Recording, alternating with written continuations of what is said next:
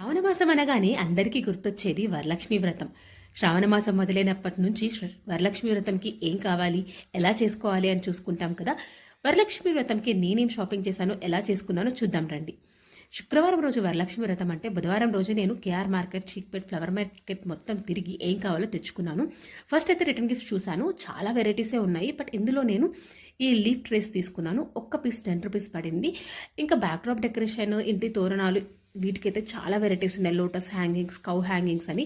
But నేను backdrop decoration మొత్తం natural ఫ్లవర్స్తోనే చేసుకోవాలనుకున్నాను. ఇంటి ఎంట్రన్స్ తోరణాలు కూడా. సో ఇదైతే ఏం తీసుకోలేదు. నేను అమ్మవారికి కట్టించడానికి చీర కూడా చిక్పేటలోనే తీసుకున్నాను, భైరప్ప సిల్క్స్లో, దేవతా మార్కెట్ ఆపోజిట్. ఇక్కడ ఆషాఢం, శ్రావణ మాసం సేల్ నడుస్తుంది అనుకుంటా. నేను వెళ్ళినప్పుడు కూడా సేల్ ఉండింది 50%.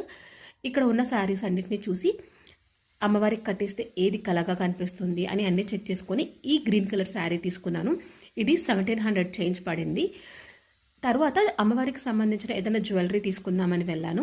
జ్యువెలరీకి సంబంధించి బయటనే మొత్తం స్టాల్స్ పెట్టారు, చాలా వెరైటీస్ ఉన్నాయి. ఇలా జ్యువెలరీ షాపింగ్ అయిపోయిన తర్వాత ఫైనల్గా ఫ్లవర్ మార్కెట్కి వెళ్ళి ఫ్రూట్స్, ఫ్లవర్స్ తీసుకున్నాను.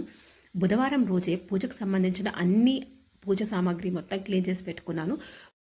గురువారం రోజు బయటికి వెళ్ళి ఏది తెచ్చుకునే పని లేకుండా మొత్తం అన్ని ముందే రోజే తెచ్చిపెట్టేసుకున్నాను. గురువారం రోజు మార్నింగ్ ఇంట్లో పనంతా అయిపోయిన తర్వాత ఇక ఈ పూల డెకరేషన్కి సంబంధించి అన్ని పనులు స్టార్ట్ చేశాను.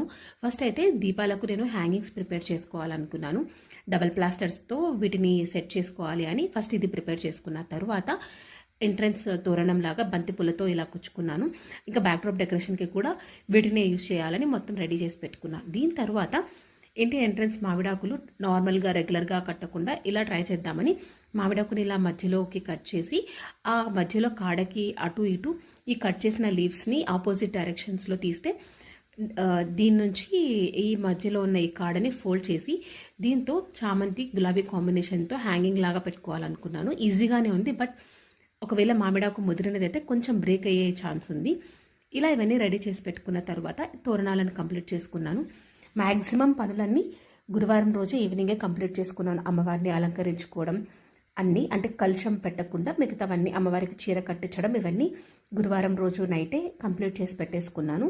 నా సజెషన్ అయితే మ్యాక్సిమం పనులన్నీ గురువారం రోజు కంప్లీట్ చేసుకుంటే శుక్రవారం రోజు పూజ చాలా ప్రశాంతంగా చేసుకోవచ్చు. ఇలా ఇన్ని ప్రిపేర్ చేసుకున్నా కూడా నేను పూజని కవర్ చేయలేకపోయాను, ఎందుకంటే ఎక్కడ ఏది మర్చిపోతానో అనే టెన్షన్తో.